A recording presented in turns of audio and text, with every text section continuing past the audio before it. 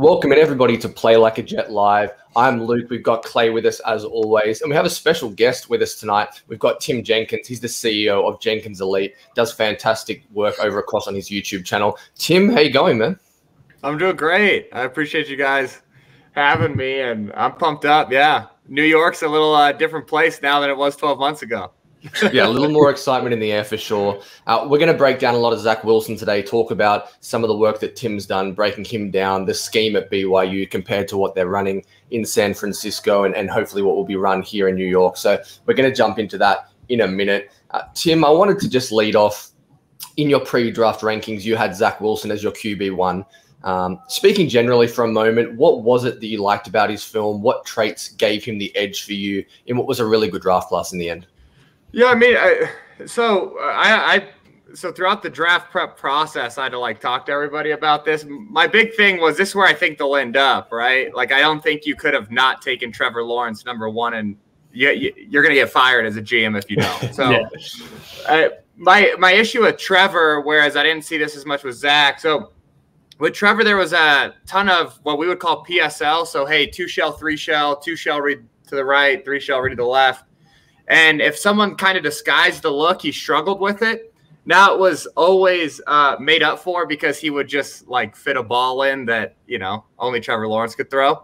But Zack Wilson didn't have as many of those errors. So I think when you're evaluating a guy for the NFL, you factor in, okay, hey, can you repeat this throw against really talented DBs that maybe you're not facing week in and week out in college? And then is he getting fooled by looks? Zack just was getting fooled by less looks. I think from an arm talent perspective, obviously Zack's a top kid. Trevor's a top kid. Mobility, Zack did a great job. So I just think it was more the mental aspect of it for me, which honestly, and this is going to sound crazy, but I just think we undervalue it so much in the draft process. But I think NFL guys have proven that that's actually the only thing that matters, right? You can make it work another way for a while.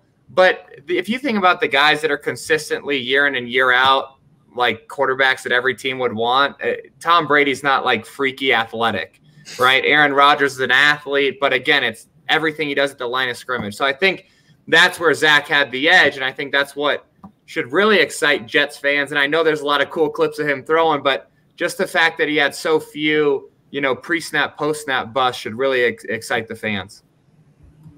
I mean, that's great to hear. I mean, I think we say it every time we have a guest on. It's awesome hearing these things from a non-Jets fan. So we kind of just not just in our head. So you kind of just I don't know, make it a little more concrete for us. But kind of sticking with that a little bit, what do you think will be his biggest adjustment going to the NFL? I know obviously schematically, I'm sure you're going to dive into that. For me, I noticed, and I didn't watch every single throw, every single game, but I noticed that he didn't really throw over the middle of the field. I think he needs to get a little more comfortable with that. So what say you? I think the biggest adjustment he's going to have is just the Mountain West isn't super – so college football as a whole, but the Mountain West specifically isn't super exotic from their defensive look.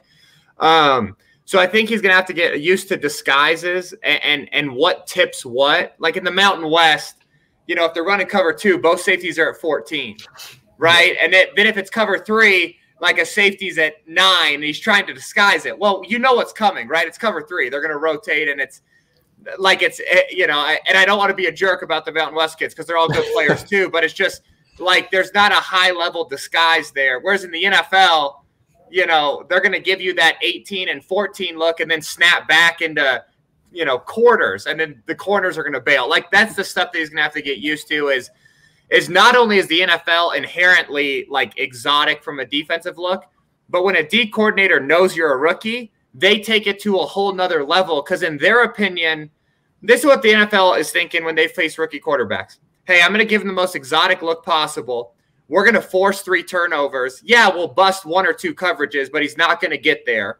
And that's kind of their mindset. It's also why at the end of Peyton's career, it was every defense was stagnant against him, right? It was the worst thing you could do against Peyton Manning because he understood everything. But they also knew if they got out of position, he's just going to snap it and take advantage. So it's kind of a catch-22, whereas Zack Wilson is going to deal with the exact opposite, which is vets are going to try to bait him into stuff. The D coordinators are going to dial it up. And that's okay. It's going to get him – he's going to get him that learning curve faster than most guys. And I think it's something that Jets fans have to go into the season knowing, like, listen, there's going to be some egregious errors just because, hey, he hasn't seen this look yet and he's never prepped for this, sort of disguise. But then there's also going to be a ton of exciting plays. And the point is like, is this the answer for the long term? Because, and I don't know, this might be blasphemy, but like, if I'm being honest, if it was all about like short-term winning one game, you might as well have maybe kept Sam, trade out of the number 2 pick and try to get some other weapons. But that's not the point, right? The point is, hey, this kid can be a really good quarterback for a long time. So that's kind of what I think you got to watch this season through the lens of, especially when you see some of those errors that I would foresee seeing, just because he hasn't seen these kind of exotic looks that he's going to see on Sunday. And we talked about it last week, Clay. It's going to be a difficult division for Zack Wilson to play in. Brian Flores, Bill Belichick, and McDermott over in Buffalo. It's going to be tough, Clay. Yeah, I mean, that's going to be the biggest thing. Like, we know how dominant Bill Belichick teams are against rookie quarterbacks. So, like, I feel like we can kind of already pencil in 0-2. But, I mean, it's going to set him up for future success, though. Like, you don't want to go against these cupcake teams. Like, you want to go against the best of the best, and that's what will make you better. And I'm excited to see what he does against that competition. Yeah, I mean, you guys nailed it, though. He is in a division where it's like, it's worse than most guys walk into, right? Most guys like play Bill once a year if they get scheduled, but he's got him twice, so that'll be tough. Going to be tough indeed. Tim, I wanted to now move into a little more of the schematics, something that you do so well as a former quarterback in the league and also someone who has your QB coaching with Jenkins Elite. The system the Jets are going to run here, you're going to imagine it's some iteration of what the 49ers did. Maybe it'll be more 11 personnel based from under center still, like what the Rams did. I think that's probably the best fit for what the Jets have on this roster and the talent they have at receiver as opposed to tight end. I know the answer to this already, I'm pretty sure, but would you say there was a ton of similarities between the LaFleur offense, the Shanahan offense in San Francisco last year to what BYU was running with Zack Wilson in 2020? So I think there's always way more in the NFL, right?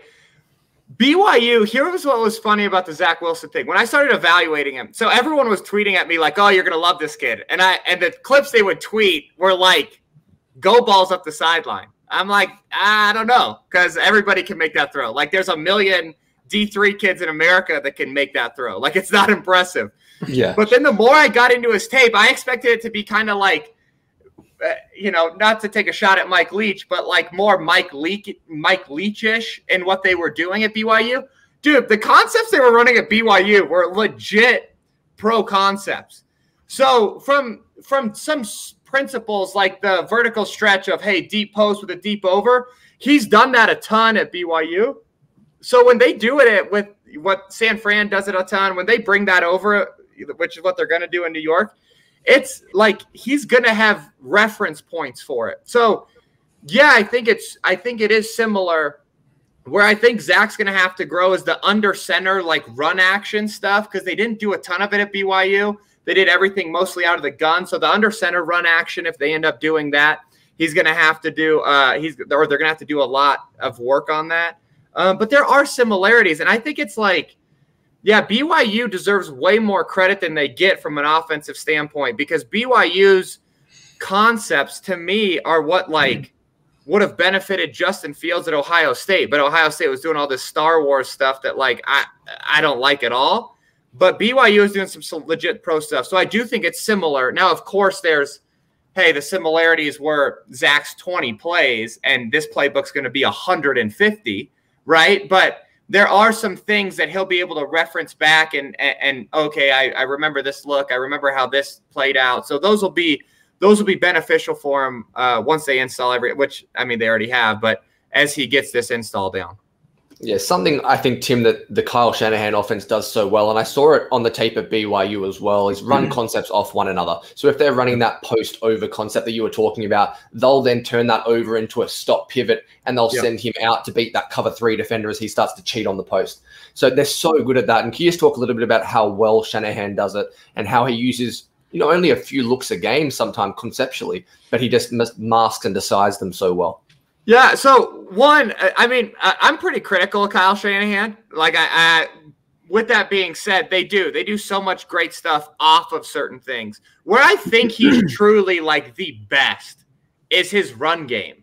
The run game stuff that they're going to bring over to New York, it should be really exciting. Like the way they scheme up power and counter and all this stuff that like people have been running for years, but it looked like completely different. That should really get Jets fans excited. I think there's going to be a wrinkle. Here's what I would predict. They're going to have some of the same run action plays. Like I always say run action and play action. So play action to me and most of the NFL is, hey, the lines in pass pro and the quarterback and running back are the only guys faking.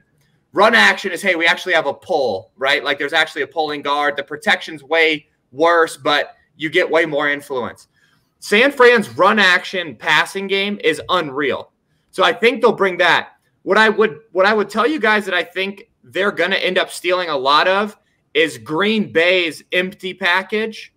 So what LaFleur's doing up in Green Bay and the way they're motioning backs out and getting into empty to kind of clean up the box, I wouldn't be surprised if they've been studying a ton of the Green Bay stuff and if they implement a lot of that versus kind of what you saw Shanahan do last year, just because I think Zack Wilson is way more similar in arm talent to Aaron Rodgers than Nick Mullins. You know what I mean? Yeah. So I think they're going to try to steal a bunch of those concepts.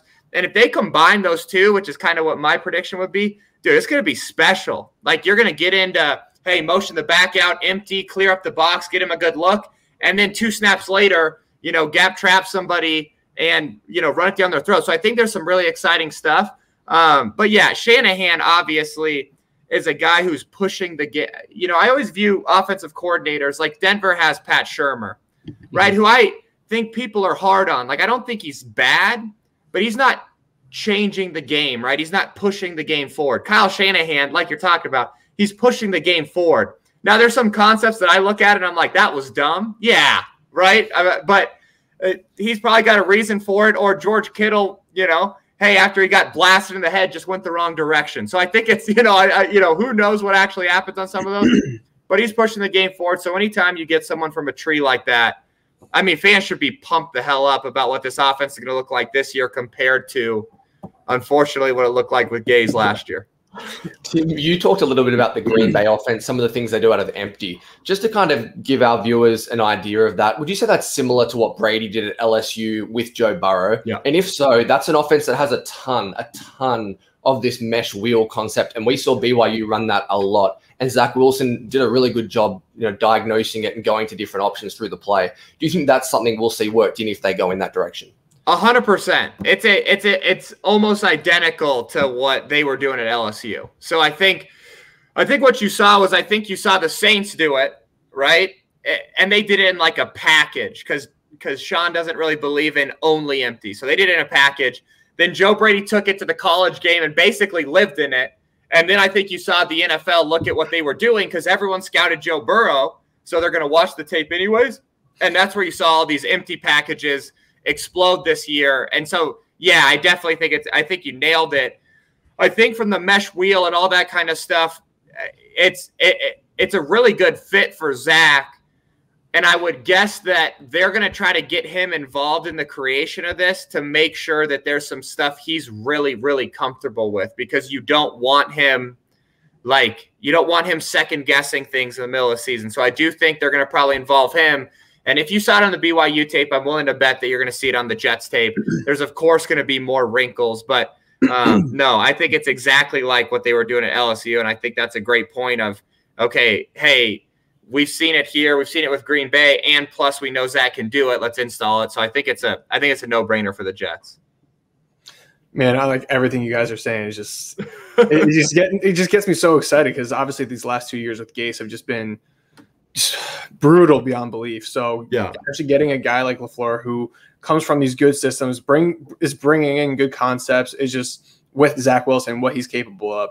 It's just, I think Jet fans have a lot to look forward to. And actually kind of speaking on that. So obviously we've talked a lot about Zack Wilson. How about the guys around him? Like, how do you think Joe Douglas and his staff did to build around this quarterback like they didn't with Sam Darnold? I mean, yeah, I think the answer is probably not going to be like that great, but to be honest, it just couldn't have gotten worse. So I did a big I watched every single snap of the Jets offense last year when I did a Darnold breakdown. Like literally, it was like, I was like, hey, here's an argument for him to stay. And it was like one day later they traded him. So it goes to show you like how much I know. But I was sitting there and it's like, so a majority of the blame goes to Adam Gase, right? Let's say like 55, 60%, because there was some stuff that it was just like awful concepts.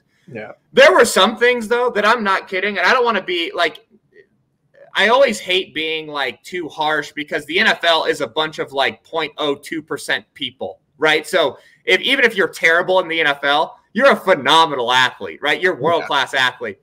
But the Jets receivers, like it was, I watch a lot of snaps on coaching film, and it was probably the worst 9-stop running team, which is just 9 yards and turn around and then compete for the football that I've ever seen. Like, they threw multiple interceptions where the look was perfect for a 9-stop, the throw was perfect, but it's probably just the only receiving core in the NFL that was going to let the DB go inside of him. Like, it was insanity. So, yeah, I think it's 100% way better than it was last year, but I don't know if that's like the greatest sign-off, right? It's like it was like me growing up in school. I was a really good reader, but I was in the special reading class. So I don't know if it means that much, right? Because it's like my mom was proud of me because I was the fastest reader. But again, I was in the minor leagues. So it's like, what are you really getting from it? But no, in all honesty, I think they're doing a good job. I think the biggest thing with a young guy is you want to protect him. And I think the more that they can continue to address the offensive line or, start the same starting five is going to really help him. Because if you keep him upright, like you drafted him because he can fit the ball into tight windows. And I think you guys had a first row seat to New England strategy with that for a long time with Tom Brady, which was keep him upright because, and he's making Wes Welker look like a superstar, right? Which he probably was, but not like, think about what happened when they finally gave him like Randy Moss in year 100 of his career. So, to me, it's like I think there's a recipe there. Keep him upright and then let him be great with the football. And I think Zach's the kind of kid that as long as you keep him upright or you keep him not with free runners at him, because he'll be able to escape and make some stuff happen, everything else can be somewhat relative. And I think they did a better job of trying to get the right guys in the room when it comes to that offensive line group. Tim, there's a discussion that's been going on a lot on Jets Twitter and in the media about the backup quarterback and the role of the backup quarterback. Nick Foles is obviously a name that's been thrown out a lot if he was to get released by Chicago. As a guy that, went into the Rams training camp in 2013, and I'm pretty sure Sam Bradford was still there at the time. What's that relationship like, and how important is that relationship between a veteran and a rookie quarterback, whether they're being groomed to be the starter or they're a guy competing in camp? You're the best person to speak on it. So tell me your thoughts on it. Well, people always hate this answer. And not only is it like the fans hate this answer, but like other players that aren't quarterbacks always hate this. But the truth of the matter is the quarterback room's the only room that really has to work together. Like everywhere else, you benefit way more from cutthroat competition. The quarterback room is the only one where it's like, no, we're in this together because Sam's got to count on me telling him actually where the safety was when he comes to the sideline. Right, and not me like trying to sabotage him, right? So, sorry, I got my little girl right here. But so that's the quarterback room's the only one that has to be like that. All the other rooms, it's like you want the competition, you want them competing. So I think it's super valuable. It's valuable if you bring in the right guy who really does want to help.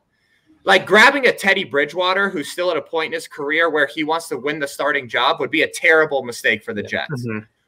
If you were to get a Nick Foles who understands, okay, here's my role right now, or a Josh McCown or somebody like that, it's a great step, right? It's a perfect fit. So that's where, to me, it's one of those things that you want the guy that can actually help pour into Zach. Everybody else is kind of, it's tough. You want a collaborative room and you want guys that have been in the NFL a long time. I saw it up close and personal because Kellen Clemens, he was a Jet. Yeah. He was there in St. Louis when Sam and I were there. And it was like perfect, right? Sam's a superstar, but Kellen had seen so much football, but like knew his role. His role was, hey, I'm here to help all these guys. And that's the kind of guy that you would love to see in that quarterback room. Are there any names outside of Nick Foles that kind of like stand out? I think Nick Foles, I mean, I always would say like Ryan Fitzpatrick, but it's not true because he just wins every job that he goes to, So I think, like, listen, the guy that I would be interested in if I was the New York Jets, who I think will end up getting released, is Hoyer, right? Not only do you get him from the Pats, and then you can talk to him about what the heck they're doing on offense, but I think he's a guy who really understands his role. Like,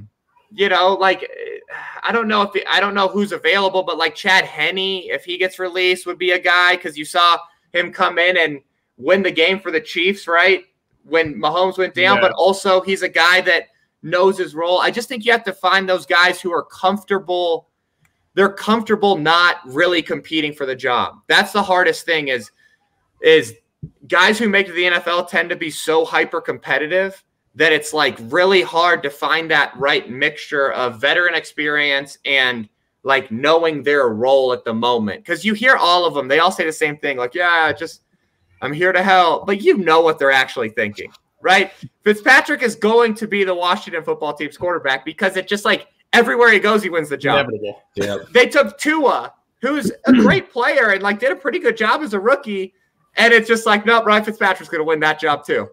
So I just think it's like, that's kind of the guy you don't want. But I do think there's some that will be available after training camp. The hard thing is going to be is, do you like him then more than somebody that's gone through training camp? And that's where it's going to be the conversation. But in all honesty, you don't really care how he knows your offense. You care that he can relay information from what the defense is giving him. So that's where I would say that it doesn't really matter that much for that backup guy to have been at training camp with the Jets specifically. Tim, you mentioned Brian Hoyer and people moving from team to team and passing some of that knowledge on. How much is actually discussed? Because that's something I've always been fascinated in. Yeah, a ton. Yeah. Like when, I don't know if you remember, I think you guys were the ones that released Woodhead, weren't you? And then he went to the went to the Patriots. Yep. I'm pretty sure that he probably told him everything. Bill probably locked him in a room and was like, hey, we need to know everything. So, I mean, it's twofold. One, you spill, right? You're going to tell them everything that you learned or everything you picked up. At the same time, everyone runs the same thing in the NFL, and these coaches can watch tape anyways. So it's like, it is like a big deal from the sense of, if you got a quarterback, you're getting someone who inherently knows way more than other positions.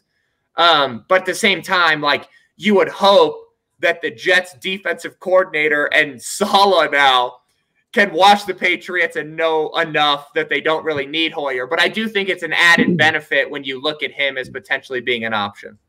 For sure. What I wanted to do to finish off, Tim, was jump over to the other side of the ball and talk just a little bit about Robert Saleh and his scheme. I'm not sure how much of the 49ers you watched last year. This is a guy that obviously came from the Seattle scheme, 5 down linemen, cover 3, single high safety, that kind of shell. Last year played a ton of quarters and cover 2. That was something that really changed. I think part of it was because of the injuries they had up front, not having that pass rush. Part of that was not having Sherman, utilizing a guy like Jason Verrett's skill set. But I think this is also kind of the way the league is developing and changing again on defense. I think you're seeing a lot more of this in Indy with Eberflus, obviously what Staley did with the Rams. Do you think that's where football's going now, this too high again? A little like that? It has to be. It has to be too high, and it has to be nickel as your base just because everyone's getting so darn good at throwing the football. And the matchups that modern tight ends are presenting make it really hard. The nice thing is, like, none of them are really that great of blockers. There are like the few freaks, but like most of them like are basketball players that want to catch the ball. So I think that's where it's going. I think if anything though, we should be excited because he is a base single high guy, and he whether personnel or injuries or whatever happened, he flexed into 2, which means he's a guy who's willing to do whatever the heck he has to do to win, which in that division is going to be special because against Buffalo, you need to be in 2 high. If Cam Newton is the starter in New England, you need to get into single high and you need to pressure him because Cam had a terrible time adjusting the mic to pick up pressure. So you need to put pressure on. So the fact that he can do multiple, and then obviously you go down to Miami, right, and you play a sort of rookie quarterback, you want to heat him up too. So I think there's so many different things that he's probably learned throughout his career that are going to help him in division. And then obviously anytime you're multiple from a defensive perspective, it is so much harder on a quarterback and offensive coordinator. Because if you're a single high team through and through, there are so many great just single high beaters that we can dial up. But if at the last second you could kick into 2 or quarters, you screw us, right? And then it's up to if you have a quarterback who can get them in and out of the right play, which we know is also really hard to find in the NFL, which is great quarterback play. So it's one of those things that I think it's a huge bonus bringing in a guy with a defensive background. Like right now, NFL, not just the NFL, but football as a whole is all about the offensive side. I do think it's cool when you can get a head coach he's more, to me, he's a new age defensive guy. Like the old school defensive guy, like Vic Fangio, to me, it like rubs me the wrong way. Like the, offensive guys are the P word and like all this stuff. Like there was like an era in football where that was like a thing, right? Like we're going to hire a defensive guy and we're going to be tough. And I get it. Like guys, we still want him to be tough, but Saleh has this edge to him, but it's like almost like it applies to the defensive side.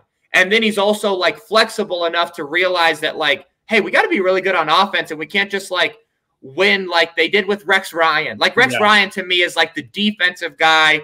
Hey, we're going to be tougher than you. We're going to run the ball. We don't really care who's our quarterback. Like, cool, but eventually we're going to butt fumble our way out of this thing, right? We need to prioritize offense. And Saleh to me is like this cool mixture of like tenacity and toughness and everything on the defensive side. And then also like this like new kind of age sort of like understands that we have to be good on offense. So I think he's, I think it's a cool hire because you get so much defensive emphasis, but you also have this side of it to where it just seems like they're actually investing and caring in the offense. So I do think I think it's interesting, and I think it's going to be a great fit in division specifically too from his scheme.